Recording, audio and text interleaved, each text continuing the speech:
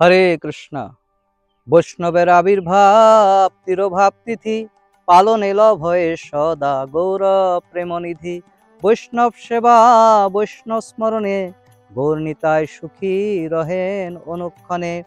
वैष्णव का आविर्भाव और तिरोभाव तिथि पालन करने से भगवान अत्यंत प्रसन्न होते हैं।